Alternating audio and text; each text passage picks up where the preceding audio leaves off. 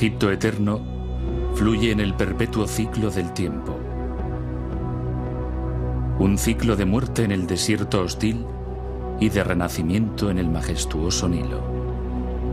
Durante más de 2000 años, los antiguos egipcios creyeron que, tras la muerte, embarcarían en un viaje secreto hacia otra vida maravillosa.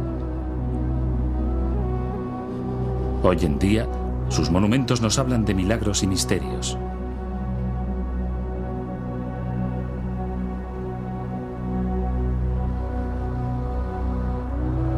A lo largo de más de 30 años, un explorador sobrellevó su implacable odisea personal en busca de un camino hacia un pasado muy remoto. Finalmente, su odisea se vería recompensada con el legado más brillante del antiguo Egipto. Howard Carter descubriría la tumba de Tutankamón y contemplaría el rostro del faraón.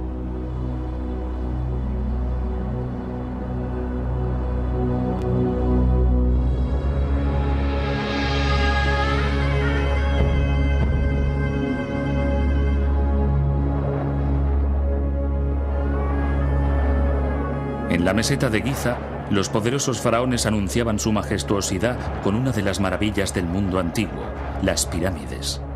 Según la religión egipcia, el faraón no era tan solo un hombre y un rey, sino que también era un dios inmortal. De modo que, al fallecer, se vestía al monarca y se le enterraba junto con comida y magníficos tesoros para la eternidad, no por vanidad, sino para asegurar su viaje al más allá. Sin embargo, para algunos egipcios la avaricia podía más que la fe, y todas las pirámides, por bien custodiadas que estuvieran, eran saqueadas casi inmediatamente.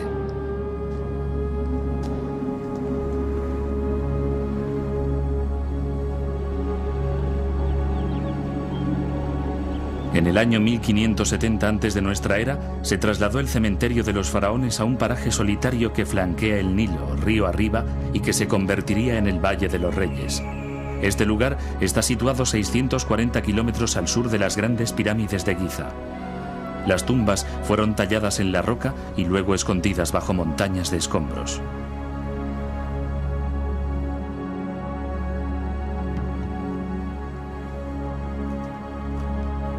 A pesar de que el castigo para los saqueadores de tumbas era la muerte, la tentación de hacerse con los dorados tesoros era demasiado grande y el Valle de los Reyes fue saqueado.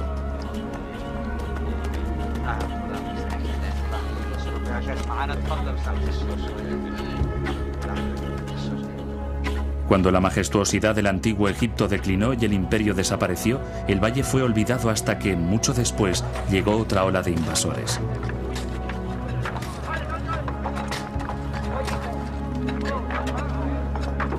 Hombres como el estadounidense Theodore Davis, que encontró los restos de las tumbas saqueadas. En 1914, Davis se dio por vencido y afirmó que el Valle de los Reyes ya no ocultaba ningún secreto. Durante los 8 años siguientes, Howard Carter trabajó sin cesar para demostrar que Davis se equivocaba.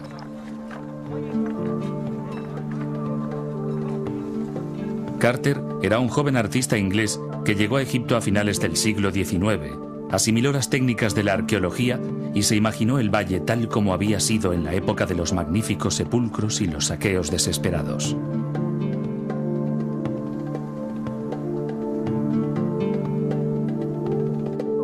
El valle debió de ser testigo mudo de las extrañas escenas y de las aventuras frenéticas que tuvieron lugar allí. Es fácil imaginar las conspiraciones urdidas durante días, el encuentro secreto por la noche en lo más alto de la montaña, al borde del precipicio, el soborno de los guardias del cementerio, las susurrantes conversaciones en la oscuridad. El propio rey causaba su destrucción al ordenar que vistiesen su momia con ropajes exquisitos y costosos que creía esenciales para proclamar su dignidad, ya que la tentación para los ladrones era demasiado grande. Durante años, Carter observó cómo los buscadores de tesoros iban y venían mientras ansiaba que llegara su oportunidad, ya que no disponía de los fondos necesarios para organizar una excavación a gran escala. Carter no era un simple buscador de tesoros en tránsito. Aprendió árabe y eligió una vida apartada. Tenía pocos amigos y nunca se casó.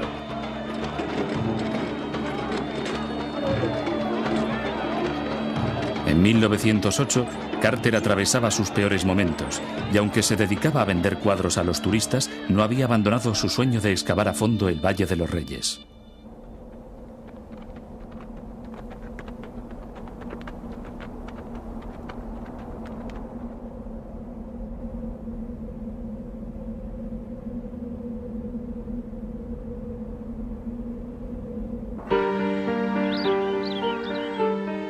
En un castillo de la campiña inglesa, el hombre que participaría en la búsqueda de Carter, George Edward Stanhope Molyneux Herbert, Lord Carnarvon, sentía auténtica pasión por el arte egipcio.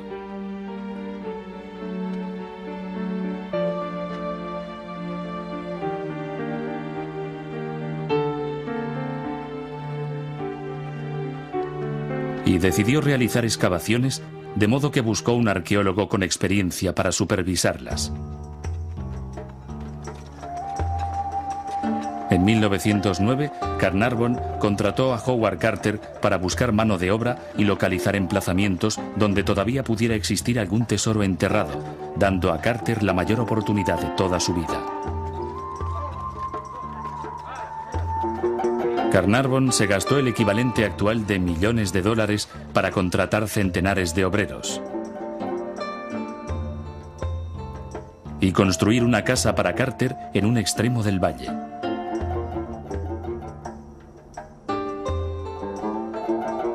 En 1914, Carnarvon consiguió el permiso para excavar en el valle que Theodore Davis había abandonado por considerarlos imposibilidades. A partir de ese momento, alcanzar el éxito donde otros durante un siglo de búsquedas habían fracasado, ya solo dependía de Howard Carter, que se dispuso a iniciar la obra de su vida. Es cierto que en el valle se pueden realizar menos hallazgos que en cualquier otro lugar de Egipto. Pero si el ansiado golpe de suerte llega, finalmente habrá una gran recompensa a tantos años de trabajo pesado e improductivo.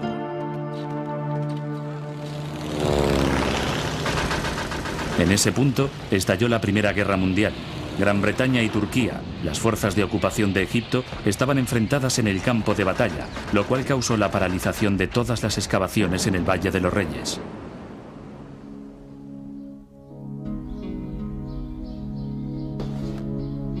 Para Carter, la guerra fue una oportunidad para hacer planes.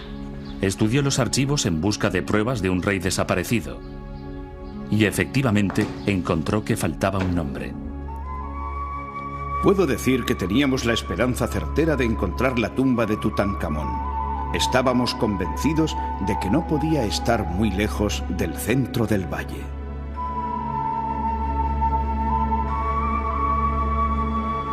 Tutankamón fue un rey que llegó al trono de Egipto en una época de agitación y revoluciones. Actualmente se cree que Tutankamón fue el hijo del radical faraón Ajenatón, quien decidió que el sol era el único dios y ordenó olvidar a todos los demás. El resultado de tal decisión fue el caos absoluto, y durante 17 años Ajenatón gobernó un Egipto dividido. Una de sus esposas fue Nefertiti, una reina de belleza legendaria, pero al fallecer el faraón, su religión monoteísta murió con él.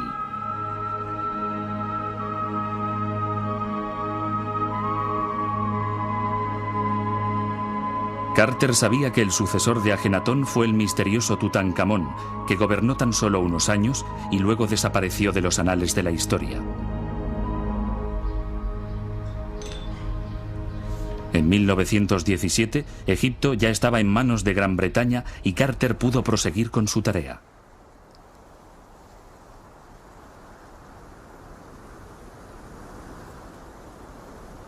Su plan de trabajo era metódico y arduo. Utilizando la nueva técnica de bombardeo por sectores cuadriculados que se había desarrollado durante la guerra, dividió el valle en pequeños sectores, de forma que ninguna puerta o escalera pudiera pasar inadvertida. Si existía una tumba real allí, Howard Carter la encontraría. Se tenían que retirar muchos miles de toneladas de escombros antes de poder encontrar algo. E incluso si no había nada que encontrar, estábamos dispuestos a correr el riesgo.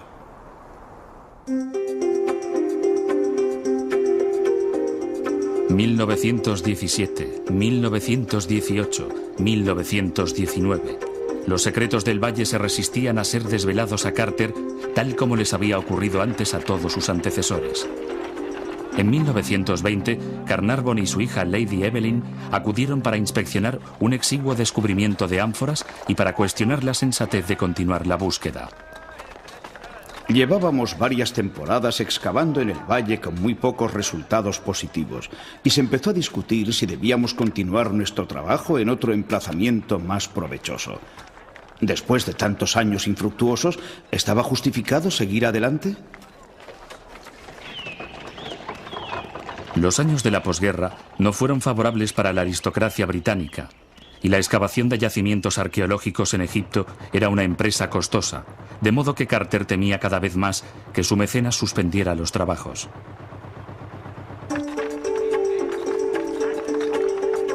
«1920-1921. La improvisada vía férrea de Carter había movido miles de toneladas de tierra sin encontrar nada de valor.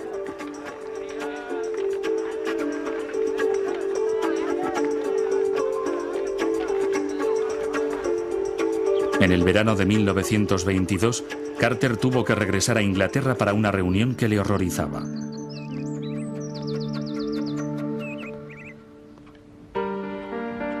Tanto la paciencia como el dinero de Carnarvon estaban tocando a su fin, pero Carter seguía estando convencido de que podía hallar la tumba de Tutankamón. Solo quedaba una pequeña zona por explorar, y si Tutankamón descansaba en el valle, tenía que estar allí. Carnarvon cedió y decidió financiar una última excavación en el Valle de los Reyes. Carter volvió a Egipto en noviembre de 1922.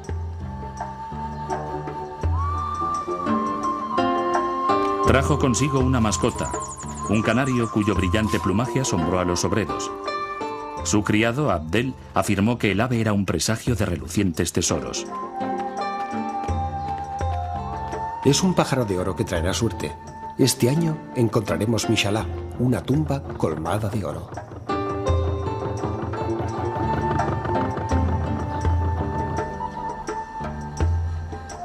Tres días después, Howard Carter se dirigía al valle tal y como lo había hecho miles de veces antes, pero ese día su vida iba a cambiar para siempre.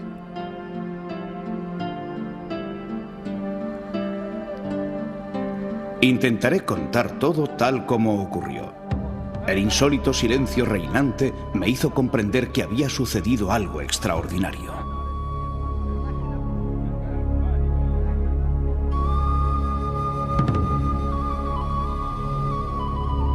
Los obreros habían desenterrado una escalera a pocos metros de una popular atracción turística, la cámara funeraria de Rameses VI.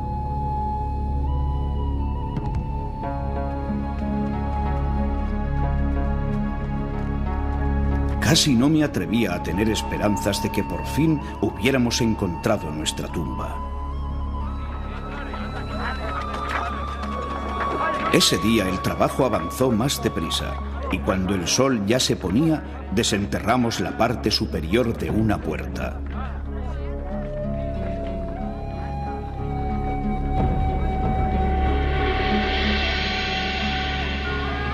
Con la respiración entrecortada inspeccioné los sellos que había grabados en la puerta para identificar al propietario, pero no encontré ningún nombre. ¿Se trataba realmente de la tumba del faraón a la que había dedicado tantos años de búsqueda? Los obreros egipcios la llamaron la tumba del pájaro dorado. ¿Habría traído suerte el canario de Carter? A la mañana siguiente, Carter envió a Inglaterra un telegrama optimista a Lord Carnarvon. Al fin hemos logrado un descubrimiento maravilloso en el valle. Una tumba magnífica con los precintos intactos. Enhorabuena, Carter. Carter se vio obligado a esperar la llegada de su patrocinador, y sus emociones pasaron de la agitación a la desesperación, ya que seguía sin saber si había descubierto una tumba saqueada o un túnel mágico hacia la antigüedad.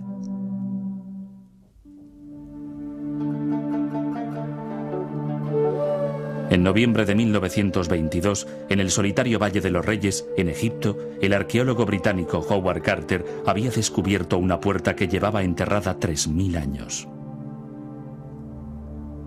Pero, ¿qué había detrás de aquella puerta sellada? ¿Se trataba de la fabulosa tumba del pájaro dorado que creían sus obreros?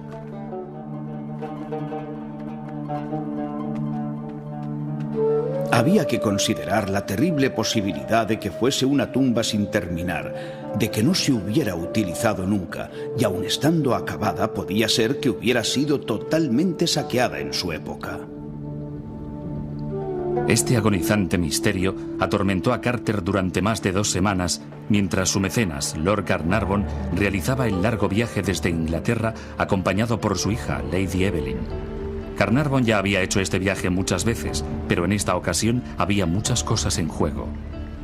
El viaje en tren, Nilo arriba, les llevó hasta el valle que tanto había obsesionado a Carter durante un cuarto de siglo y que había mermado la fortuna de Carnarvon durante 6 frustrantes años.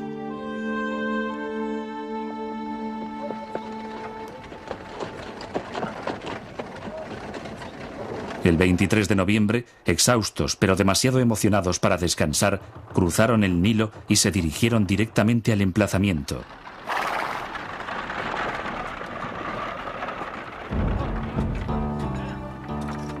Donde las excavaciones continuaban.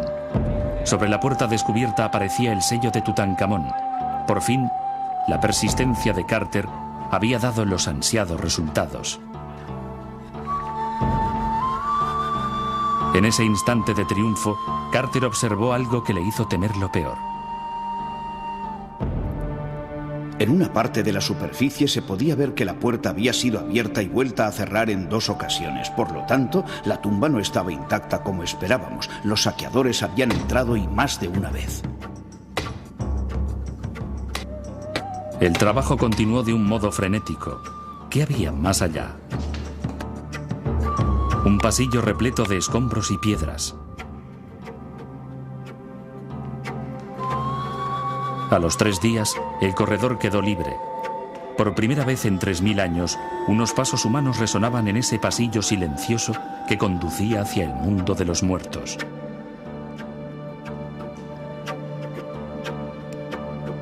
Tras otra puerta sellada se encontraba un mundo lleno de riquezas o de ruinas.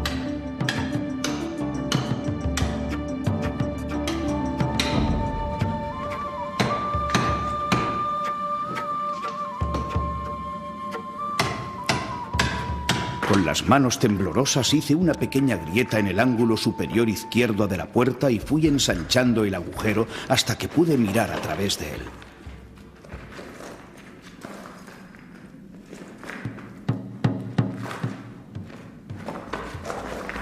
Al principio no veía nada. Pero poco a poco los detalles de la estancia fueron surgiendo de las tinieblas.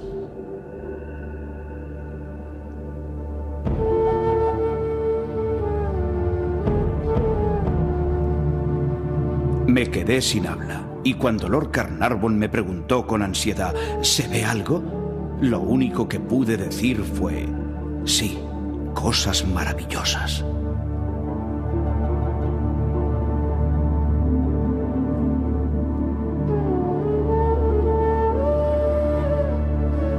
El interior encerraba un esplendor que los ojos modernos nunca antes habían visto.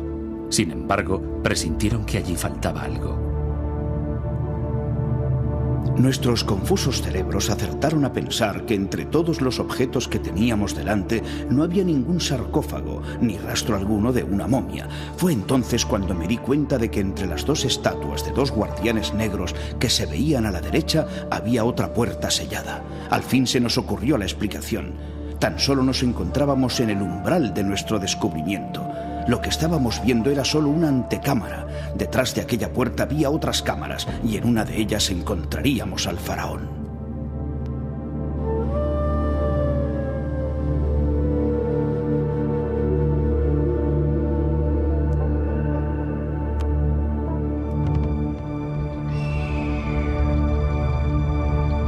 La verdad les hizo tambalearse.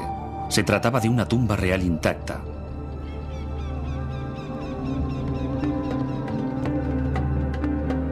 Intacta, pero incompleta, ya que poco después del funeral real, los saqueadores se habían llevado cajas enteras de piedras preciosas y de joyas. No obstante, lo que habían dejado atrás era asombroso. Los carros que utilizaba el rey. Tronos dorados que hasta entonces solo se habían visto pintados en las paredes de tumbas vacías.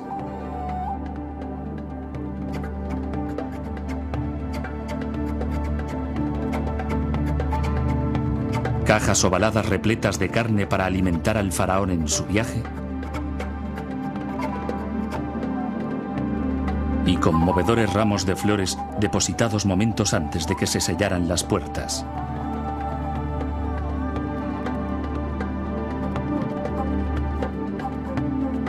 La tumba era un enjambre de pequeñas estancias y una abertura daba paso a una sala a la que Carter llamó el anexo.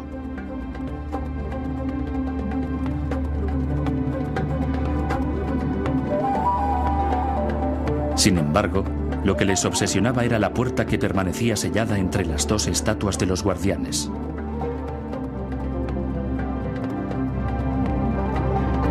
Estuvimos comentando lo que podría haber detrás de la puerta hasta muy entrada la noche. Y las imágenes de cámaras y más cámaras, todas repletas de objetos como la que habíamos visto, se sucedían en nuestras mentes sin descanso. Creo que aquella noche dormimos muy poco. En realidad, no durmieron nada, sino que volvieron en secreto a la tumba, ansiosos por saber si el gran faraón descansaba aún detrás de aquella pared sellada.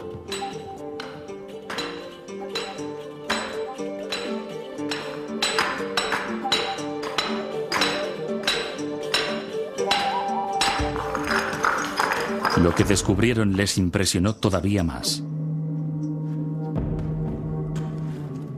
Los sellos estaban intactos, de modo que ahora sabían que el faraón les esperaba, amortajado tras una pared de oro.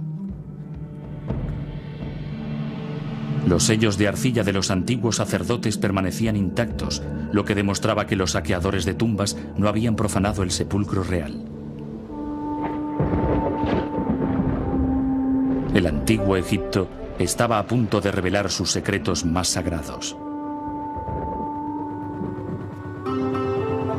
En el orden cósmico inmutable de los egipcios, el faraón era a la vez hombre y Dios. De modo que, al fallecer, el universo quedaba desordenado. La religión egipcia exigía que se realizaran los rituales adecuados. Se debían recitar ciertos conjuros y la momia debía ser embalsamada. Solo entonces la tierra y el cielo recobraban su estabilidad. Centenares de soberanos realizaron este tránsito divino, pero solo uno perduró lo suficiente para asombrar al hombre moderno, Tutankamón. Sin embargo, antes de que el faraón se despertara, Carter pasaría años de trabajo, angustia, tragedia y triunfo.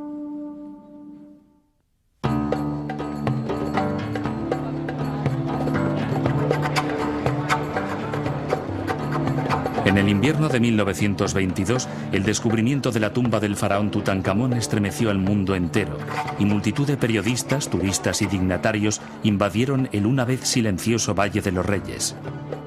De pronto, Howard Carter, un hombre distante y solitario, tuvo que enfrentarse a interminables oleadas de curiosos. Y a pesar del gentío, Carter actuó con suma paciencia. Ordenó que se catalogaran y conservaran meticulosamente todos y cada uno de los objetos que había en la tumba. Lord Carnarvon pronosticó que esta labor llevaría a Carter varias semanas, y en realidad esta tarea ocupó los 10 años siguientes de su vida. Un equipo del Metropolitan Museum de Nueva York estaba trabajando cerca de allí. Carter contrató a Harry Barton, el fotógrafo del grupo,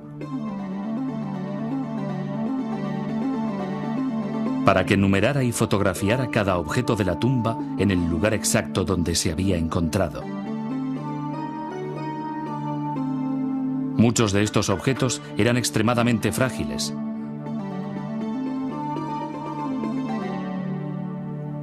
Y para conservarlos, Carter acudió a Arthur Mace, otro experto del Metropolitan Museum.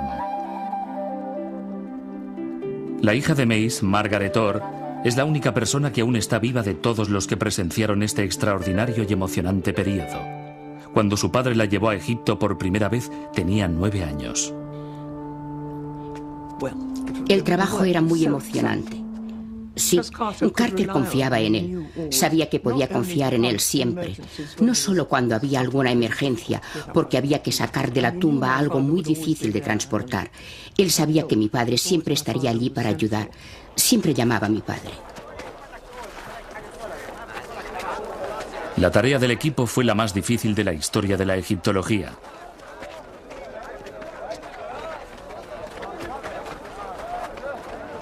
Poco a poco, el olvidado faraón Tutankamón volvió a despertar. Los objetos de la tumba mostraron a un monarca adolescente, ayudado por la reina Angesenamón, que probablemente era su propia hermanastra.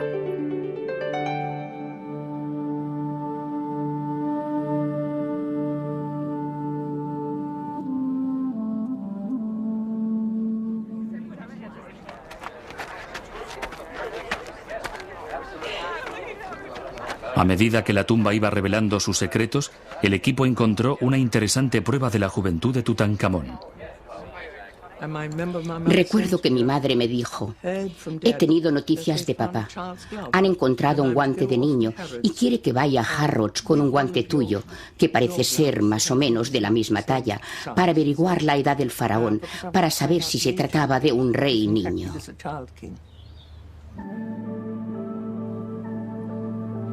Tutankamón no era más que un niño cuando subió al trono y tan solo un adolescente cuando falleció.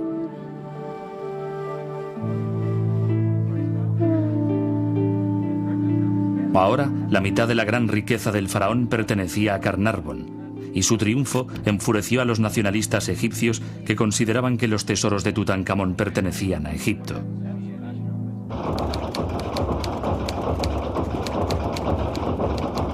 Carnarvon empeoró aún más la situación vendiendo la exclusiva de la historia al Times de Londres, enemistándose de este modo con los demás periódicos. La tumba no es su propiedad privada. No ha desenterrado los huesos de sus antepasados en las montañas galesas. Ha encontrado un faraón en la tierra de los egipcios. Para los nacionalistas, la tumba no era como el cofre de un tesoro, que se puede abrir para extraer su contenido, sino que era el sepulcro sagrado de un gran antepasado. La emoción del descubrimiento se desvaneció y la paciencia de Carter empezaba a agotarse.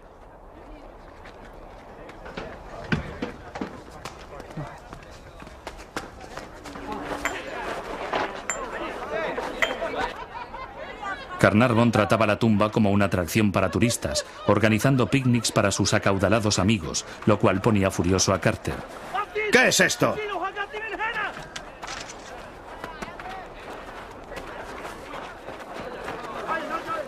Esta tumba nos brinda una oportunidad que ningún arqueólogo ha tenido jamás, pero para poder aprovecharla al máximo es completamente necesario que podamos realizar nuestro trabajo sin interrupciones. Mitad ciencia, mitad atracción de feria, el trabajo continuó. Nadie sabía nada de la visita secreta de Carter y Carnarvon a la cámara funeraria, ya que estos se habían apresurado a ocultar las pruebas de su entrada. De modo que, en febrero de 1923, fingieron la apertura formal y teatral de la cámara ante unos cuantos invitados que representaban a la élite de la época.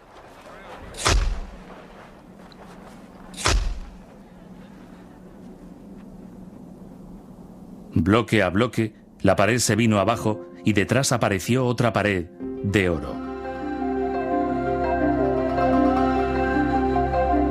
En el interior de esta capilla sellada había otra barrera, otra capilla dorada, que formaba el segundo de los 4 muros que había entre Carter y el faraón.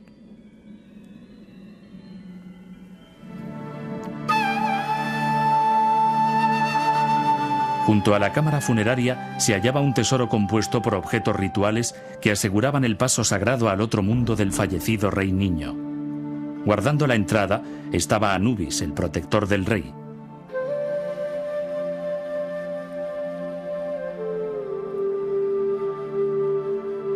En esa misteriosa estancia también vieron otro objeto religioso que les dejó asombrados. Frente a la puerta, en la parte más alejada, se encontraba el monumento más hermoso que había visto en mi vida. Sin duda alguna, se trataba del cofre de los vasos canopos y contenía los vasos que tanta importancia tenían en el ritual de la momificación. Estos vasos, vigilados por unas diosas, contenían las vísceras del rey. Las paredes de la cámara funeraria ilustraban el viaje del faraón desde la muerte al renacimiento divino. El cuerpo del rey muerto era acompañado por una procesión de plañideras con cintas blancas en la cabeza que indicaban la pureza de su aflicción. Se ofrecía al rey el Ang, símbolo de la vida eterna. El sumo sacerdote llamado Ay, que es quien sucedió a Tutankamón en el trono de Egipto, le daba su bendición. Finalmente, el niño rey abrazaba a Osiris, señor de los muertos. El faraón y Dios ya eran uno. 12 babuinos sagrados, que simbolizaban las 12 horas nocturnas que presagian el renacimiento diario del sol, representaban el renacimiento del rey. Se trataba de un descubrimiento magnífico, pero la antigua religión egipcia amenazaba así a todos aquellos que se atrevieran a profanar la tumba del poderoso faraón. Aquel que viole mi tumba será castigado por el dios Sol. Me lanzaré sobre cualquier hombre que profane esta tumba como si de un simple pájaro se tratara.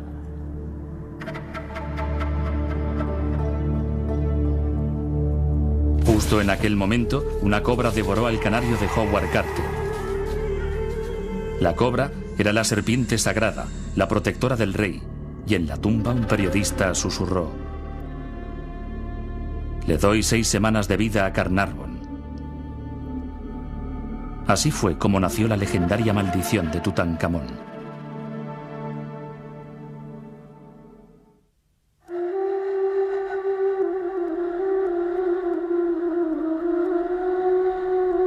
El descubrimiento de la tumba intacta de un faraón egipcio era un acontecimiento de inmensa importancia científica, pero la prensa se centró en el macabro mito de la maldición de la momia.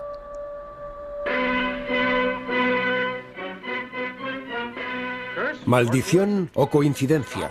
Cada cual puede pensar lo que quiera, pero hay algo cierto, y es la inscripción que había en la cripta del rey muerto. La muerte llegará con veloces alas a aquel que toque la tumba de un faraón. Se dice que el día de la apertura oficial, un mosquito picó a Lord Carnarvon en la mejilla. Después, él se cortó mientras se afeitaba, infectando así la picadura. Carnarvon murió 6 semanas más tarde.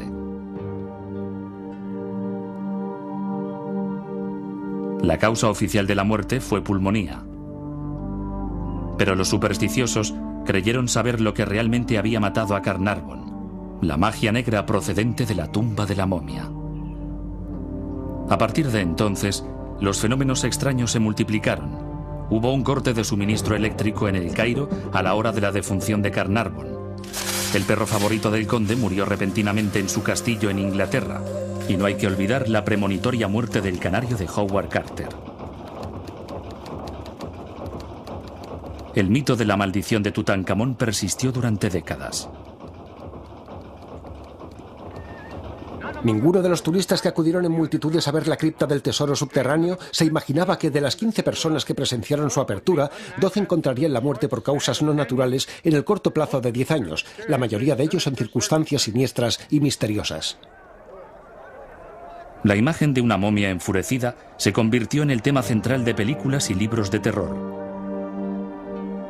Mientras los crédulos contaban historias de fantasmas, Howard Carter luchaba contra la desolación y el pesimismo, ya que había perdido a su mecenas.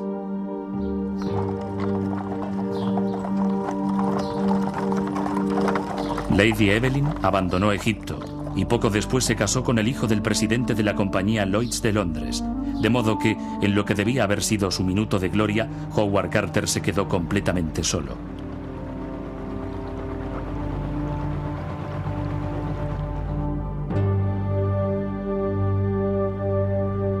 Tardó un año entero en iniciar la tarea más ardua de todas: desmantelar las capillas de oro que aún encerraban el sarcófago de Tutankamón. Carter necesitaba concentrarse y no ser molestado, pero las multitudes de curiosos crecían y crecían. En el invierno de 1923, Harry Barton y Arthur Mace reanudaron su meticulosa labor. Aquella temporada, la hija de Mace, Margaret Orr, visitó el laboratorio de su padre con frecuencia. Era una tumba muy bonita y la convirtieron prácticamente en un taller. Solo recuerdo que mi padre decía que tendría que haber mejores maneras de cuidar de las cosas. Pero lo único que se les ocurrió en aquella época fue echar cera líquida sobre los objetos para conservarlos en una sola pieza antes de trasladarlos, porque todo era sumamente frágil, como él me mostró. Luego me dijo, creo que te gustarán más los carros. Y así fue.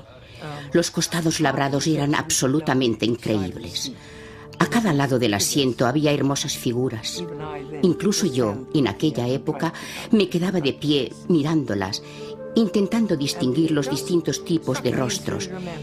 Y todo me parecía tan romántico. Aquel joven rey montado en su hermoso carro dorado, galopando por el desierto, me cautivaba y me hacía fantasear.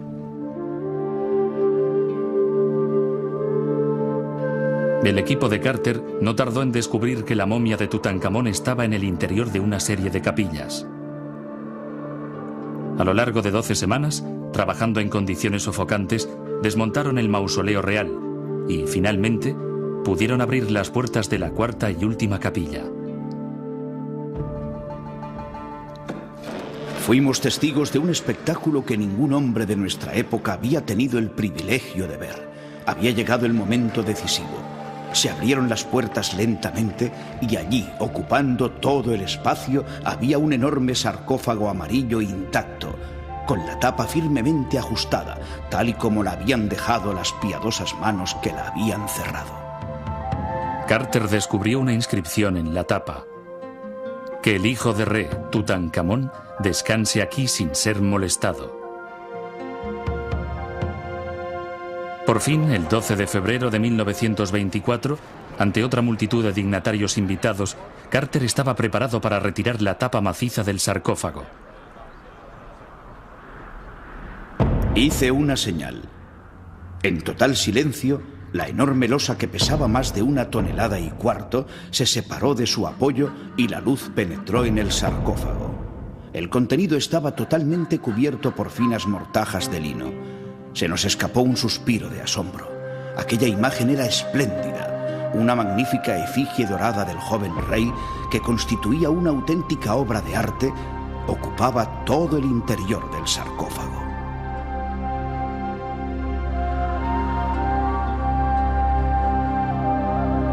Ese debería haber sido el momento de su máximo triunfo, y en cambio fue el inicio de una confrontación que llevaría a Howard Carter a abandonar el Valle de los Reyes.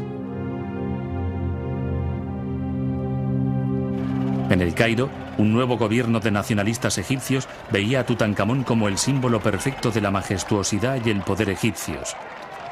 Y cuando Carter propuso que los siguientes visitantes de la tumba fueran las esposas de sus colegas, en vez de un grupo de oficiales egipcios, el gobierno le negó el permiso. Carter se sintió ultrajado y decidió cerrar la entrada con un candado.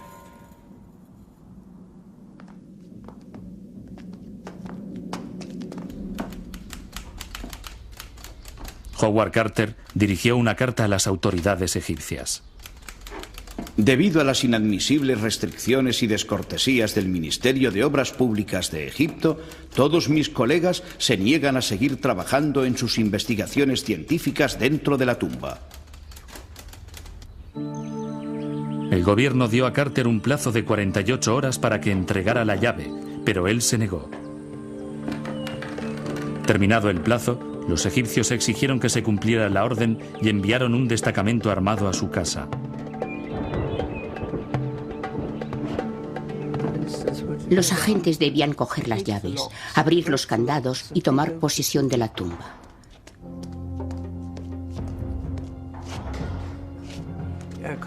Carter estaba muy nervioso y le dijo a mi padre: ven a hacerme compañía, estoy muy deprimido.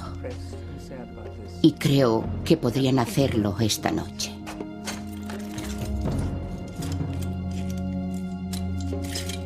Es increíble que los egipcios decidieran enviar al ejército para quitarle las llaves a un solo hombre indefenso. Fue la primera huelga laboral de la arqueología y el mayor error de Howard Carter, ya que se vio obligado a abandonar Egipto sin saber si llegaría a ver el rostro de Tutankamón alguna vez.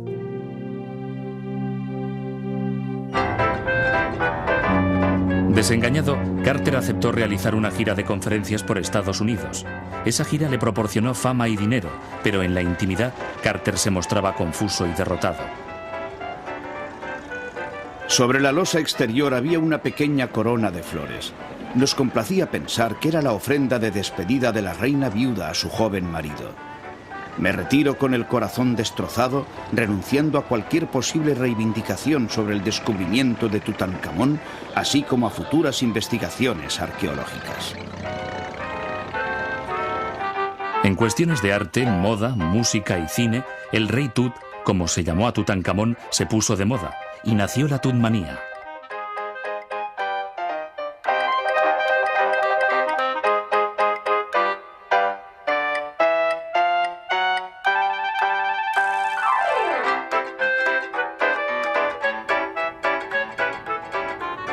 En el verano de 1924, Carter regresó a Inglaterra.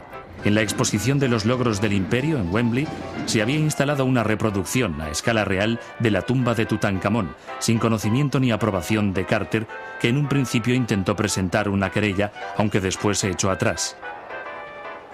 La tumba de Tutankamón era la mayor atracción de la exposición.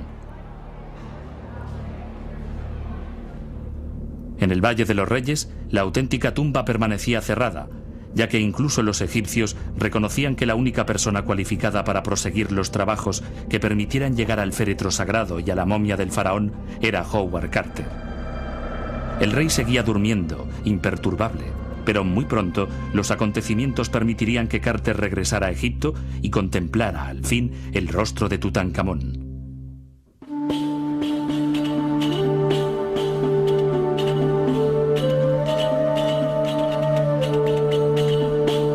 En el eterno Egipto, la muerte es el instrumento de la renovación. Y fue la muerte lo que hizo renacer a Howard Carter. En noviembre de 1924, una bomba terrorista mató a Sir Lee Stack, el oficial británico de más alta graduación destacado en Egipto. Gran Bretaña tomó represalias, obligando al gobierno nacionalista a retirarse e imponiendo un nuevo gobierno que simpatizaba con los intereses británicos.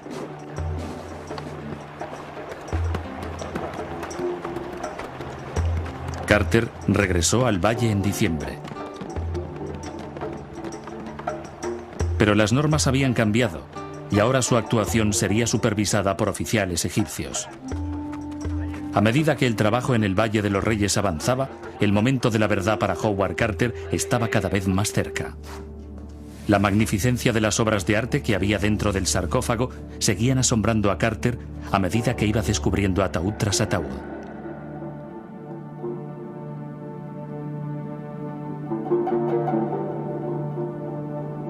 Fue un momento tan angustioso como emocionante. La tapa se deslizó con bastante facilidad, revelando un magnífico segundo sarcófago antropomorfo cubierto por una fina gasa, y por debajo de la gasa se vislumbraba una rica decoración de incrustaciones de vidrio de múltiples colores sobre oro labrado.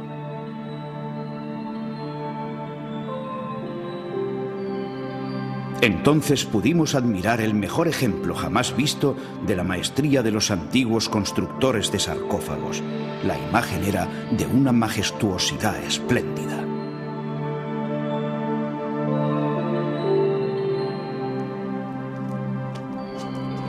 Los aceites rituales utilizados por los sacerdotes para ungir los restos del faraón se habían endurecido, de modo que hubo que derretirlos y retirarlos, pero aún así el peso del ataúd desconcertaba a Carter hasta que descubrió el motivo. El tercer ataúd era de oro macizo. Qué grandiosas debieron ser las fortunas que se enterraron con aquellos antiguos faraones, y qué riquezas debió ocultar el valle en su día. Durante 30 años, Howard Carter había soñado con ese momento. Dentro del ataúd de oro había otro tesoro inesperado, el más glorioso de todos, la máscara de oro que adornaba la momia de Tutankamón.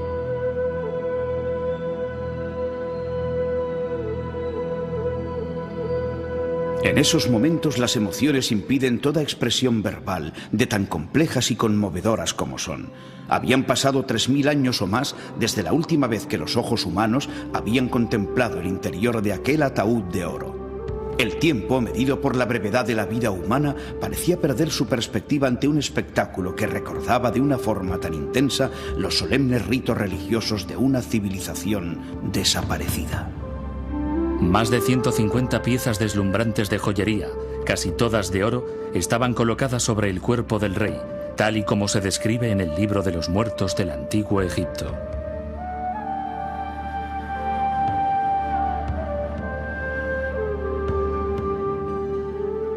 Por fin el joven faraón estaba ante nosotros. Un gobernante oscuro y efímero que dejaba de ser la simple sombra de un nombre y volvía, después de más de 3000 años, al mundo de la realidad y a la historia. Un fino pincel hizo caer los últimos fragmentos de la tela deteriorada, revelando la serena y plácida expresión de un hombre joven. El rostro era refinado y culto, y sus facciones estaban bien definidas. La tumba había desvelado su secreto, y el mensaje del pasado había llegado al presente superando la carga del tiempo y la erosión de tantos años. Para Howard Carter quedaba una sola pregunta: ¿por qué murió tan joven el rey?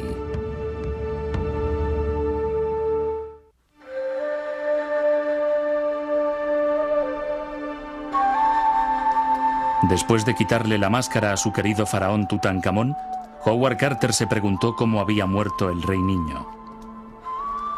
En el gran templo de Karnak hay una estatua cuyo rostro se parece a la imagen de la máscara de oro de Tutankamón, pero el nombre del rey se sustituyó por el de su sucesor, haciéndole desaparecer de la vida y de la muerte. Y Carter sospechaba que el joven monarca fue asesinado, quizás por los mismos sacerdotes que le ungieron en su tumba dorada. Radiografías recientes revelan un pequeño fragmento de hueso en el cráneo del rey que podría constituir una prueba del crimen. Tutankamón pudo haber sido la última víctima de la revolución monoteísta impulsada por su padre, Ajenatón. Pudo ser asesinado por los sacerdotes que querían restaurar a toda costa la antigua religión.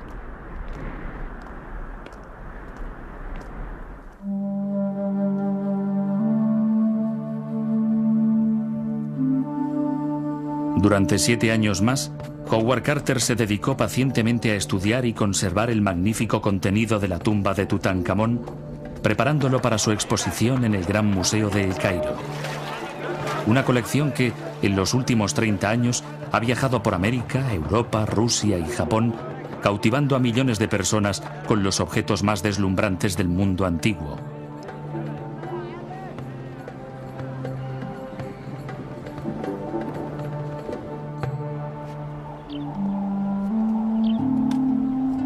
En 1932, la búsqueda finalizó y Carter permaneció en Egipto contando la historia de su gran descubrimiento a cualquier turista que quisiera escucharle.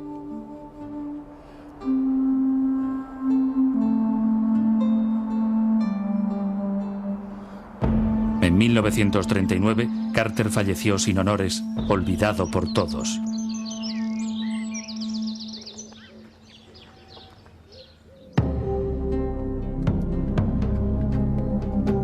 No deja de ser un final irónico para el hombre que descubrió a Tutankamón, un faraón de poca importancia que también había sido olvidado. Carter resucitó al rey perdido para acabar compartiendo su suerte. Sin embargo, en la actualidad, de todos los grandes faraones de Egipto, el nombre que goza de más popularidad es el de Tutankamón.